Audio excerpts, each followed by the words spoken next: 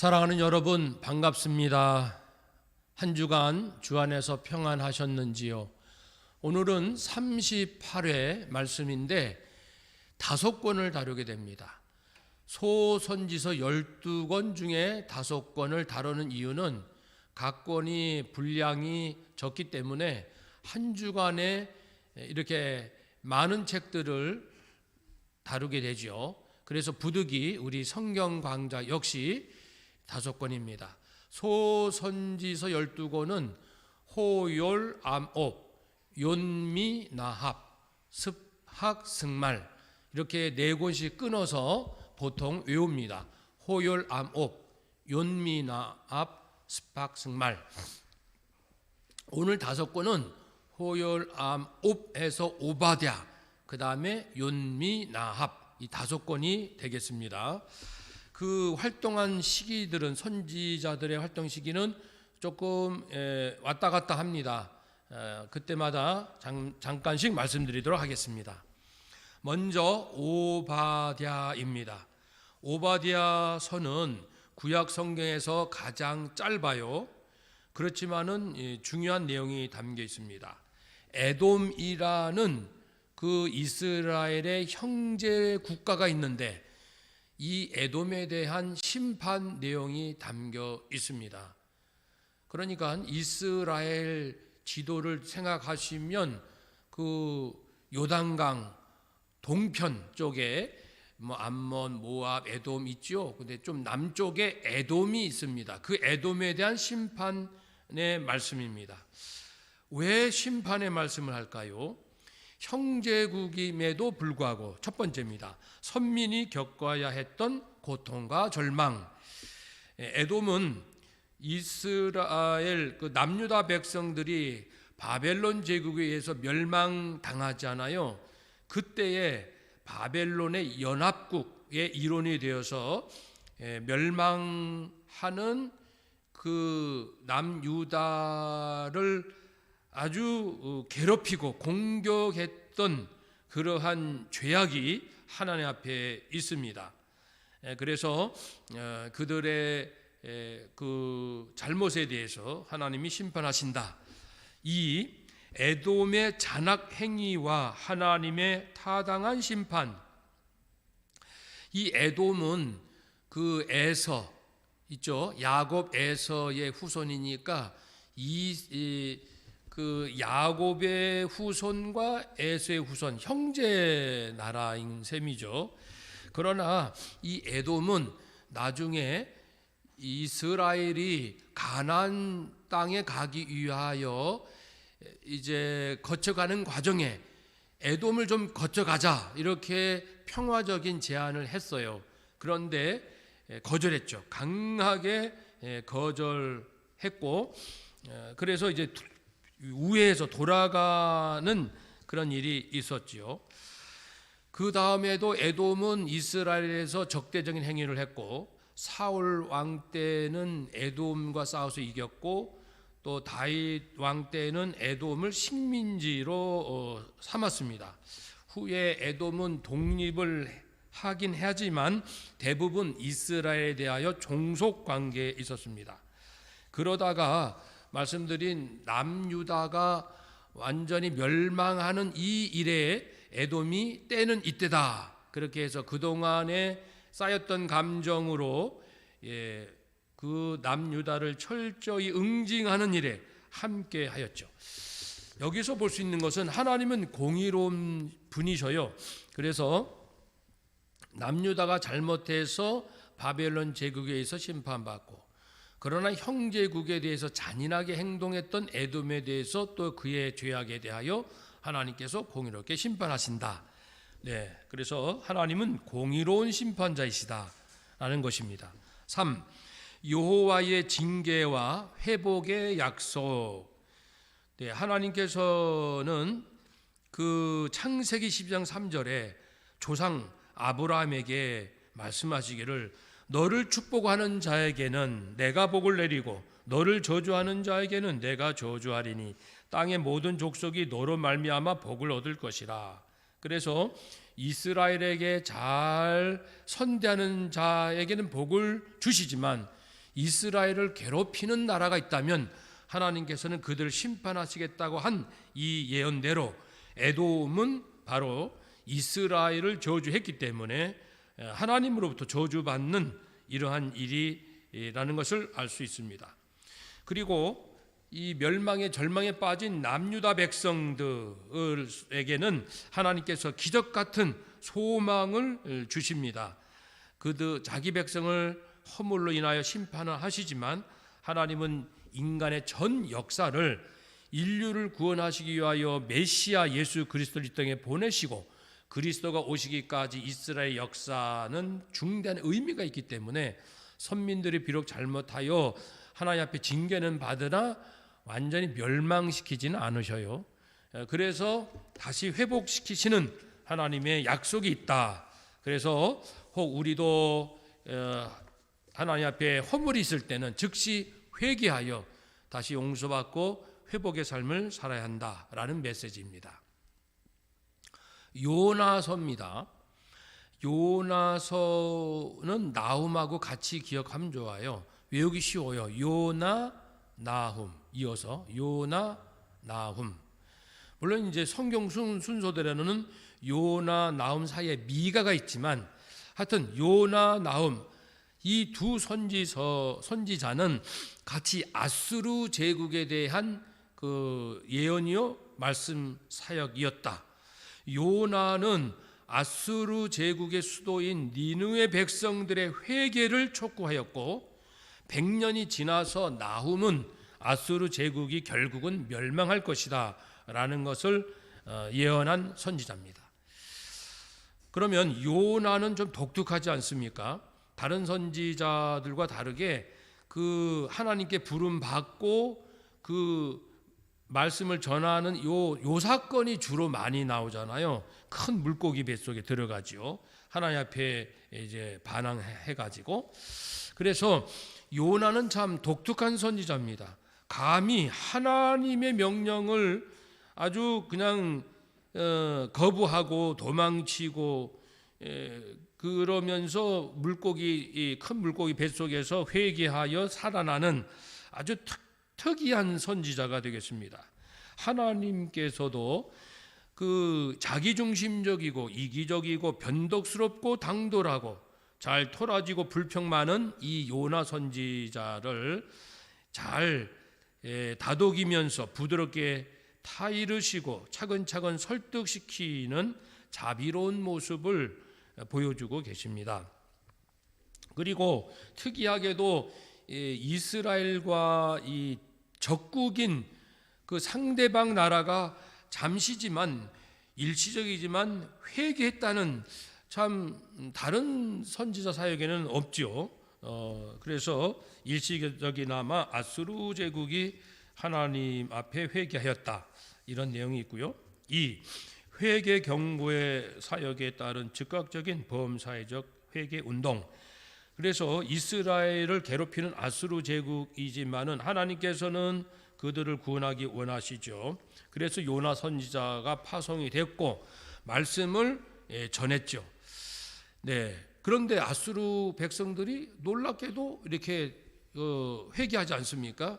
그 이면에는 아수르 제국이 강대했지만은 점점 국력이 약화되고 아라락과의 전쟁에서 패하고 전염병이 크게 돌고 그리고 웬일인지 완전한 일식이 일어나서 그냥 온 천지가 깜깜해지는 암흑천지가 되자 백성들이 크게 두려워했던 요 상황이었기 때문에 그들은 회개할 수 있었던 것 같습니다. 네. 3. 선민을 넘어 만민을 사랑하시는 여호와의 구원과 고귀한 사랑. 이처럼 하나님께서는 그 아수르 제국이지만 그들에게 구원의 기회를 주시기 위하여 요나를 파송하셨지요. 하나님은 구약에도 이미 나온 것처럼 그 온 인류, 유대인뿐 아니고 이방인, 온 인류 모든 사람들을 구원하기 원하시는 분이시다. 그러한 그 정신이 이미 구약에 있다라는 확실한 메시지가 바로 요나서입니다. 미가서가 되겠습니다. 미가서는요, 그 미가서는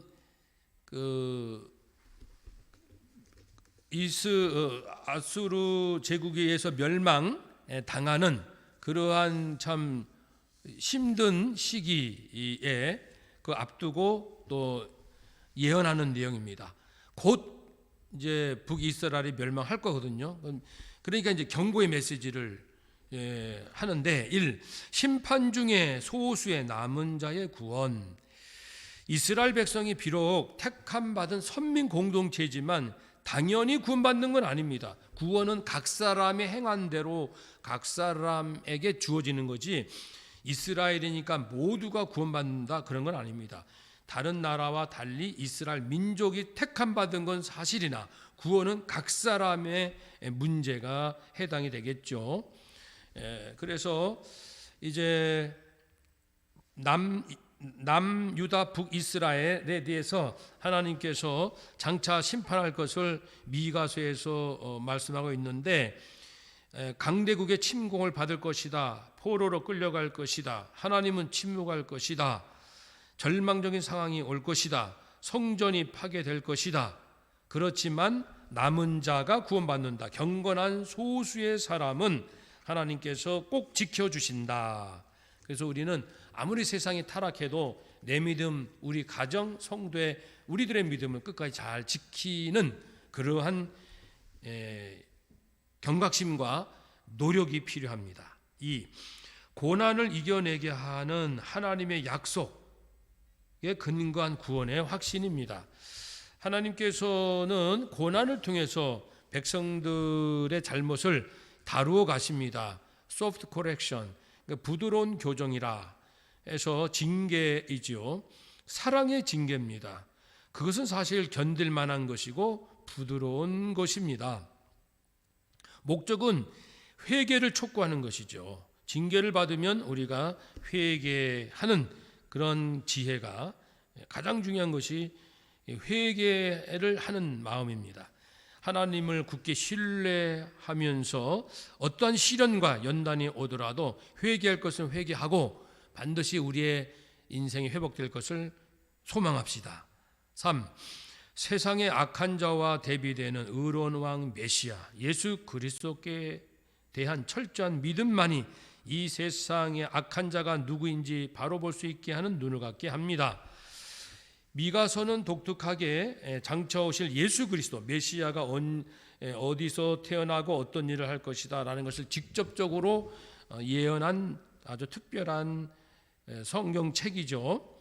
네, 그 메시아는 지금 그 당시에 잘못된 지도자, 정치 지도자, 종교 지도자와는 다르게 완전하고 온전한 지도자다라는 것을 암시합니다.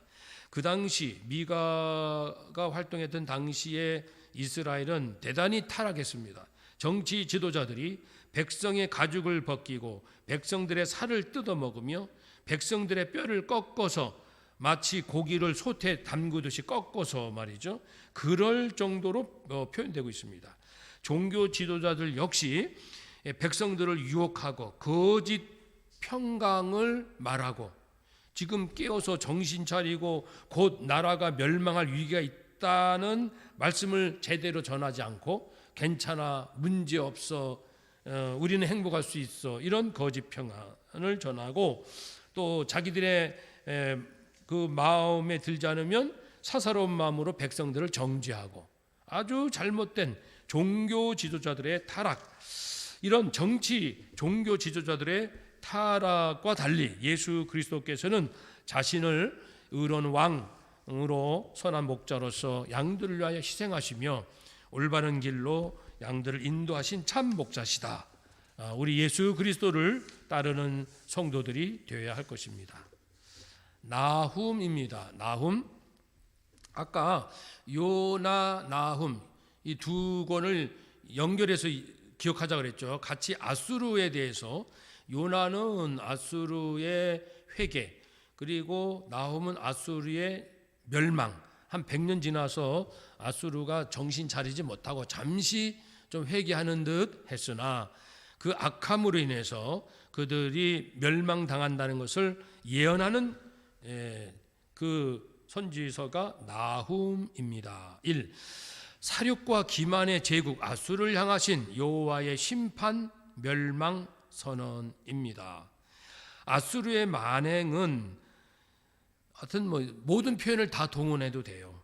무자비한 사륙의 공포, 무인격의 억지와 파렴치한 기만책, 피와 공포의 제국, 광적이고 야만적인 사륙의 자행, 과도한 학대와 착취, 그러니까 말로 표현할 수 없는 인간의 여러 신체 부위에 대한 끔찍한 폭행, 사체, 모독을 놀이 삼아서 이 사체를 가지고, 그리고 약소국과의 그 조약, 약속을 밥 먹듯이 무시하고 대국에 걸맞지 않는 기만책을 사용하고 자기 그 투항의 의지를 밝힌 약한 민족을 완전히 유린하고 우리 좀 사이좋게 지냅시다. 우리가 항복할게요. 우리 싸우지 않겠습니다. 항복할게요라고 한 그런 사람들을 완전히 유린하고, 그러니까 아주 하나님 앞에 최악의 악한 그 제국이 아수르 제국입니다. 거기에 대해서 하나님이 심판하신다. 2. 하나님의 공의에 의한 선민을 향한 궁극적 보존과 위로. 하나님께서 이렇게 악한 교만과 포악한 아수르 제국을 멸망하는 것은 반대로 자기 백성을 구원하신다는 의지이기도 합니다. 말씀드린 것처럼 나훔 선지서를 통해서 뿐만 아니고요, 전체 그 역사를 보면 누구나 사실 악하잖아요, 인간이 본능적으로. 그런데 도가 넘어서면 하나님께서 반드시 엄하게 심판하신 것을 볼 수 있어요. 그러니까 뭐든지 도가 지나치는 거, 안 좋은 것도요, 도가 지나치면 엄청난 심판이 임하고, 좋은 것도요 어느 정도 도에 도달해야 큰 역사가 일어나요. 성령에 의해서 내가 이끌림을 받고 성령 충만함 받고 싶어요. 이것도 어느 정도 선에까지 간절함이 올라와야 돼요.